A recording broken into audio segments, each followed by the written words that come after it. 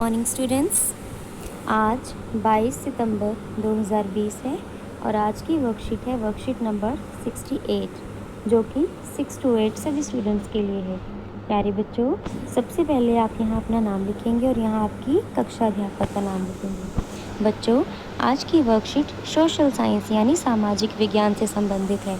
चलिए वर्कशीट शुरू करते हैं। हमारे देश में प्रधानमंत्री सबसे महत्वपूर्ण राजनैतिक संस्था है। यहाँ प्रधानमंत्री जी के बारे में बात हो रही है। प्रधानमंत्री का चुनाव प्रत्यक्ष नहीं होता, यानी जब हम वोट डालते हैं तो हम प्रधानमंत्री के चुनाव के लिए वोट नहीं डालते, बल्कि किसी एक पार्टी के प्रतिनिधि के लिए वोट डालते हैं। और जो भी पार्टी अधिक बहुमत के साथ विजेता होती है, उसके नेता अपने प्रधानमंत्री का नाम घोषित करते हैं और उसी पार्टी का नेता प्रधानमंत्री बनता है। बच्चों, ये प्रक्रिया आपको पता ही होगी। लोकसभा में बहुमत दल गठबंधन के नेता को राष्ट्रपति प्रधानमंत्री नियुक्त करता है। जैसा कि मैंने अभी बताया कि वोटिंग के बाद जो दल बहुमत प्राप्त करता है, उसी दल के नेता, या अगर गठबंधन से सरकार बनती है तो राष्ट्रपति की सहायता से प्रधानमंत्री का चुनाव करते हैं। तो आप ये याद रखिएगा, प्रधानमंत्री का चुनाव कौन करता है? राष्ट्रपति द्वारा होता है।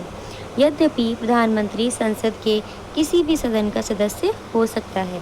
ठीक है, प्रधानमंत्री के पास ये शक्ति होती है कि वो संसद के किसी भी सदन का सदस्य बन सकता है। आइए देखें प्रधानमंत्री की शक्तियाँ क्या क्या है। प्रधानमंत्री सरकार का मुखिया होता है, ये बात याद रखिएगा। वो कैबिनेट की बैठकों की अध्यक्षता करता है। ठीक है, अध्यक्ष के तौर पर काम करता है, लीडर के तौर पे। वह विभिन्न विभागों के कार्य का समन्वय करता है। विभागों के विवाद के मामलों में उसका निर्णय अंतिम माना जाता है। ठीक है, अगर विभागों में कोई भी विवाद हो गया, कोई भी मतभेद हो गया, तो जो अंतिम निर्णय जो होगा किसका माना जाएगा? प्रधानमंत्री का।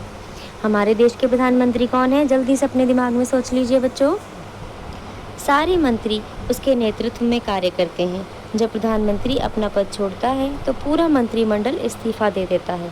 भारत में कैबिनेट सबसे अधिक शक्तिशाली संस्था है, तो कैबिनेट के भीतर सबसे प्रभावशाली व्यक्ति कौन माना जाता है? प्रधानमंत्री माना जाता है। ठीक है बच्चों, यहाँ तक आपको समझ आया? आगे देखिए, यहाँ आपको हमारे भारत के प्रधानमंत्रियों के बारे में बताया गया है। ठीक है बच्चों, आइए। भारत के पहले प्रधानमंत्री पंडित जवाहरलाल नेहरू जी थे, जो कि आज़ाद भारत के समय से लेके 1964 तक रहे। उसके बाद श्री गुलजारी लाल नंदा, श्री लाल बहादुर शास्त्री, श्री गुलजारी लाल नंदा, फिर से श्रीमती इंदिरा गांधी, जो कि पहली भारतीय महिला प्रधानमंत्री थी। ठीक है बच्चों, समझ में आया? आगे देखिए, श्री मोरारजी देसाई, श्री चरण सिंह, श्रीमती इंदिरा गांधी, दोबारा से श्री राजीव गांधी, श्री विश्वनाथ प्रताप सिंह, श्री चंद्रशेखर, श्री पीवी नरसिम्हा राव, श्री अटल बिहारी वाजपेयी, श्री HD देवगौड़ा।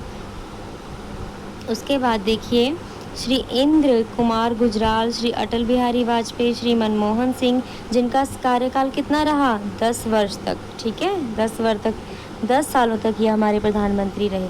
और अभी वर्तमान में हमारे प्रधानमंत्री कौन है? ये तो सभी को पता होगा, श्री नरेंद्र मोदी। ठीक है बच्चों, यहाँ तक आपको समझ आई वर्कशीट? चलिए हम इसके प्रश्नोत्तर करते हैं। आइए बच्चों, पहला प्रश्न देखते हैं।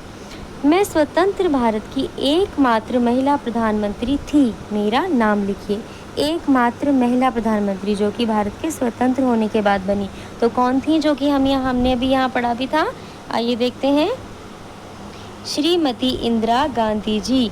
ठीक है, ये पहले प्रश्न का उत्तर है। ठीक है बच्चों, दूसरा प्रश्न देखिए। मैं राज्यसभा का सदस्य रहते हुए 10 वर्षों तक भारत का प्रधानमंत्री रहा।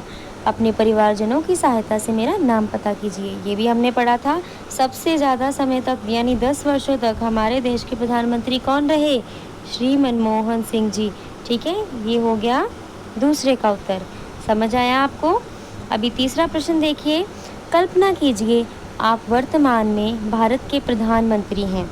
कल्पना करनी है, इमेजिन कीजिए कि आप हो प्रधानमंत्री। जैसे वर्तमान में कौन है? नरेंद्र मोदी जी। मान लीजिए आप नरेंद्र मोदी जी हो, आप प्रधानमंत्री हो। भारत कोरोना जैसी महामारी का सामना कर रहा है, आप इसे दूर करने के लिए क्या कदम उठाते? तो बेटा, ये जो प्रश्न है ये आपके दिमाग को चेक करने के लिए है और आप अपनी समझ इसमें दिखाएंगे कि इस टाइम कोरोना चल रहा है, पूरा देश, पूरी दुनिया इससे जूझ रही है। अलग अलग देशों द्वारा कितने कदम उठाए गए हैं इसे रोकने के लिए और कम करने के लिए, है ना, लोगों की रक्षा करने के लिए, जान बचाने के लिए। तो आप बताइए, यदि आप प्रधानमंत्री होते तो आप क्या कदम उठाते? ठीक है, ये आपने अपने दिमाग से सोच के लिखना है। और अगर मैं आपको कुछ सहायता कर सकती हूँ तो मैं आपको अभी एक उत्तर भी दिखा देती हूँ, लेकिन आपने अपने आइडियाज़ भी ज़रूर लिखने हैं। थोड़ा सा हिंट देना चाहती हूँ कि अगर आप प्रधानमंत्री होते तो इस महामारी को रोकने के लिए क्या क्या कदम उठाते। तो देखिए, नज़दीकी संपर्क से बचते, यानी सोशल डिस्टेंसिंग का ख्याल रखते। आप अपने राज्य में, आप पूरे देश में ये आदेश देते कि लोग एक दूसरे से इतना दूरी पर रहेंगे, हमेशा मुंह को ढक के रखेंगे, नाक पर क्या पहनेंगे, हमेशा मास्क पहन कर रखेंगे और अपनी सेहत का हर रोज़ निरीक्षण करेंगे। ठीक है, और भीड़ भाड़ वाली जगहों से जाने से बचेंगे। और आप बहुत सारी हिदायतें देते, तो आप कम से कम 5 पॉइंट्स लिखेंगे इस पर। ठीक है बच्चों, आपको यहाँ तक समझ। आगे देखिए, चौथा प्रश्न। अपने प्रिय प्रधानमंत्री के संदर्भ में अपने परिवारजनों से कुछ अन्य जानकारी एकत्र यानी इकट्ठा करके उस पर एक लेख लिखिए। देखिए, ये प्रश्न आप स्वयं करेंगे।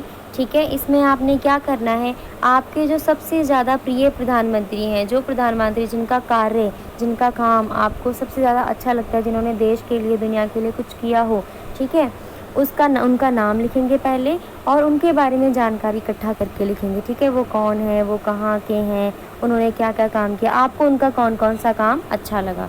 ठीक है बच्चों, आपको ये पूरी की पूरी वर्कशीट समझ आई। आप सुंदर सी वर्कशीट करके इसे आपके क्लास के ग्रुप में भेज देंगे। ठीक है बच्चों, थैंक यू।